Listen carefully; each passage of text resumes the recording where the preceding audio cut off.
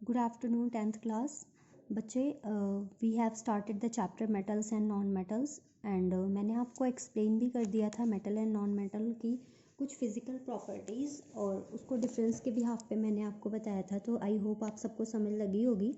तो मैं डिस्कस करना चाहूँगी कि इस चैप्टर में आपको ऐसे क्वेश्चंस बना के पूछे जाते हैं, तो इसका आपको ना कॉन्सेप्ट समझना बहुत ज़रूरी है। जैसे इसकी जो फिज़िकल प्रॉपर्टीज़ हैं, जो इस चैप्टर में फिजिकल प्रॉपर्टीज़ हैं मेटल की और नॉन मेटल की, उनके बिहाफ पे भी क्वेश्चंस 1 मार्क्स में बना के पूछ लिए जाते हैं, ठीक है, एग्जाम में। तो जैसे इसकी फिजिकल प्रॉपर्टी है, डक्टिलिटी है, मैलिएबिलिटी है ना। डक्टिलिटी के लिए जैसे आपका क्वेश्चन बन सकता है कौन सा मेटल है जिससे हम वायर ड्रॉ कर सकते हैं, ठीक है, जिससे हम सबसे ज़्यादा लंबा वायर ड्रॉ कर सकते हैं। तो आपको मैंने उस दिन डिफरेंस में बताया था कि गोल्ड ऐसा मेटल है जिसके थ्रू हम क्या कर सकते हैं, 1 ग्राम गोल्ड से हम कितने किलोमीटर तक का ड्रॉ कर सकते हैं, वो आपको मैंने बताया था। इस तरह के क्वेश्चंस, ठीक है। मैलिएबिलिटी की भी आप पे भी आपको क्वेश्चन पूछा जा सकता है कि कौन सा ऐसा मेटल है जिसके थ्रू हम ज्वेलरी अच्छी बना सकते हैं, है ना। ऐसे मैलिएबिलिटी मतलब होता है ना, जिसको बीट करके हम क्या करें, थिन शीट बना ले। गुड कंडक्टर कौन सा है, बैड कंडक्टर कौन सा है, क्वेश्चन आपको आ सकता है कि गुड कंडक्टर कौन सा होता है, बैड कंडक्टर कौन सा हो सकता है। इस तरह के क्वेश्चन भी आपको बन सकते हैं कि हमारे स्कूल की जो बेल होती है वो हमेशा मेटल की ही क्यों बनी होती है। आपको पता है क्योंकि मेटल के अंदर सोनोरस वाली क्वालिटी होती है, मतलब वो क्या करता है, उसमें रिंगिंग होती है, आवाज़ आती है आपको, है ना। तो इसलिए क्या करते हैं, हम मेटल की बेल्स बनाते हैं।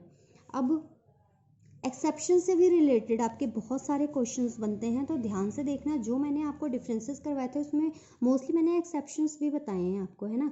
अब जैसे उसके बिहाफ पे एक मैं आपको पूछ रही हूँ क्वेश्चन कि metal which is not solid at room temperature, कौन सा ऐसा मेटल है जो रूम टेम्परेचर पे सॉलिड नहीं होता है।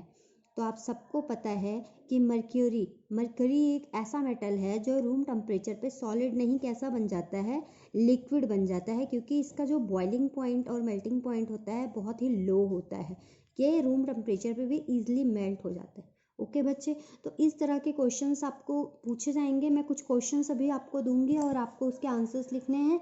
तो बच्चे एक्सेप्शनल फिजिकल प्रॉपर्टीज़ पे, केमिकल प्रॉपर्टीज़ पे आपको जो वीडियो मैंने सेंड किया है उसमें भी काफ़ी कुछ बताया गया है, और जो मैंने आपको डिफरेंसेस के बिहाफ पे समझाने की कोशिश की थी, आई होप आप सबको समझ लगी होगी।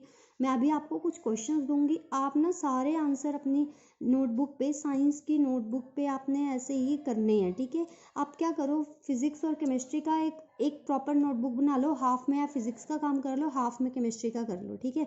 और जो चैप्टर आपको मैं दे रही हूँ या समझा दे रही हूँ, या फिर जो चैप्टर आपका हो जा रहा है उसके कॉन्सेप्ट्स, उसमें क्या क्या चीज़ें डिस्कस हुई हैं और उनके कुछ क्वेश्चंस जैसे मैं आपको दे रही हूँ, तो वो उस पर आप कंटिन्यू लिखते जाओ बच्चे, ठीक है। Okay, thank you.